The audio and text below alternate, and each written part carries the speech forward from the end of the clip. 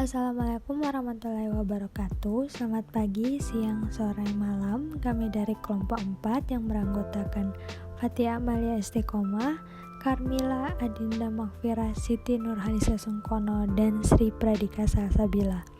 Kami dari kelompok 4 membahas tentang Client-Centered Therapy. Carl Rogers atau Carl Ransom Rogers lahir pada 8 Januari 1902 di Oak Park, Illinois, pinggiran Chicago. Ayahnya adalah insinyur sipil, sementara ibunya bekerja sebagai ibu rumah tangga. Carl Rogers dilahirkan sebagai anak keempat dari 6 bersaudara. Carl Rogers sejak kecil mulai mengembangkan kecerdasan yang tidak biasa. Sudah berbicara sebelum tiba di taman kanak-kanak. Carl Ransom Rogers, dia adalah salah satu psikolog paling berpengaruh dalam sejarah. Menjadi salah satu pendiri dari kedua pendekatan psikologis humanistik bersama dengan Abraham Maslow, serta psikoterapi penelitian.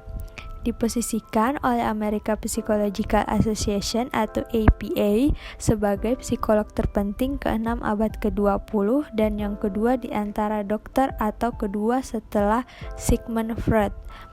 Sepanjang karirnya, dia telah menerima banyak penghargaan atas kontribusinya untuk psikologi dan karyanya. Selanjutnya, pandangan Rogers tentang hakikat manusia. Rogers benar-benar menemukan bahwa manusia itu bisa dipercaya, menghasilkan, mampu untuk memahami diri sendiri dan mengarahkan diri sendiri, mampu untuk membuat perubahan konstruktif, dan mampu untuk menjalani hidup dengan elektif dan produktif. Ketika terapis mampu mengalami dan mengkomunikasikan kejujuran atau keaslian, perhatian, dan pemahaman tanpa menghakimi mereka, maka perubahan signifikan pada klien kebanyakan akan didapatkan.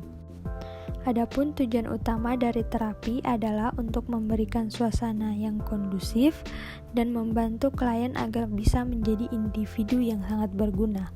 Sebelum klien mampu untuk bekerja mencapai tujuan tersebut, mereka harus melepaskan topeng atau kepura-puraan yang mereka kenakan yang selama ini mereka kembangkan melalui proses sosialisasi. Selanjutnya, peranan dan fungsi terapis. Peran terapis person-centered didasari pada cara-cara mereka akan keberadaan mereka dan sikap mereka, tidak pada teknik yang didesain agar klien melakukan sesuatu. Sikap seorang terapis mempertimbangkan pengetahuan, teori-teori, ataupun teknik-teknik mereka lebih dapat memfasilitasi perubahan kepribadian klien. Pada dasarnya, terapis menggunakan dirinya sendiri sebagai instrumen atau alat untuk perubahan. Ketika terapis mengcounter klien pada tingkatan antar individu atau peran seseorang terapis ialah tanpa peran. Sikap dan keyakinan terapis pada kekuatan di dalam diri klienlah yang menciptakan suasana atau kondisi terapeutik untuk pertumbuhan. Selanjutnya, ada juga nih pengenalan klien dalam terapi. Perubahan secara terapeutik bergantung pada persepsi klien baik pada pengalaman mereka akan terapi maupun perilaku dasar konselor. Apabila konselor menciptakan suasana yang kondusif untuk eksplorasi diri, klien mempunyai peluang untuk mengeksplor tatanan luas dari pengalaman mereka yang mencakup perasaan mereka, keyakinan mereka, perilaku mereka, dan pandangan mereka akan dunia. Apa yang mengikuti adalah sketsa umum dari pengalaman klien dalam terapi. Selanjutnya, hubungan antara terapis dan klien. Dari perspektif Rogers, hubungan terapis dan klien dikarakteristikan dengan equality. Terapis tidak menjaga pengetahuan mereka sebagai sebuah rahasia yang bertujuan untuk menyembunyikan proses terapeutik.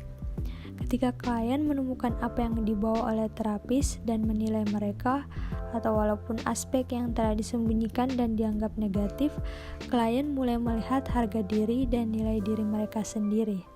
Ketika mereka mengalami kebenaran terapi, klien menghilangkan kepura-puraan mereka dan bersungguh-sungguh diri mereka serta dengan terapis. Adapun teknik dan prosedur terapeutik, pendekatan person-centered telah diaplikasikan untuk individu, kelompok, dan keluarga. Busrat Simbring-Tauch 2002 menyebutkan studi-studi yang telah dilakukan pada tahun 1990-an menemukan keefektifan terapi person center dengan tatanan luas dari permasalahan klien termasuk gangguan kecemasan, pecandu alkohol, permasalahan psikosomatis, dan agorafobia. Kesulitan melakukan hubungan interpersonal, depresi, kanker, dan gangguan kepribadian. Pendekatan person center telah diaplikasikan secara luas dalam melatih para profesional yang bekerja dengan orang lain pada berbagai macam bidang. Pendekatan ini menekankan klien yang kemudian ditantang untuk mendapatkan kemajuan dengan menggunakan interpretasi. Terapi person-centered dari perspektif multikultural. Terapi person-centered telah membuat kontribusi yang signifikan pada bidang hubungan manusia dengan bermacam-macam kelompok kebudayaan. Rogers memiliki pengaruh global.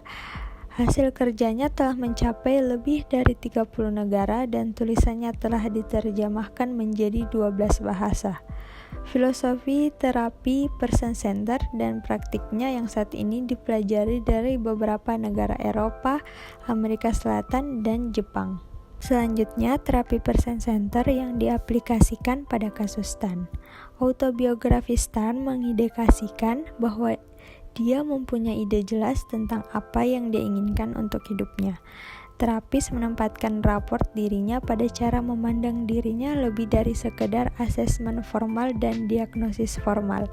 Dia prihatin dengan pemahaman dirinya untuk frame internal dan referensi internal. Stan telah menyatakan tujuan yang berarti untuknya.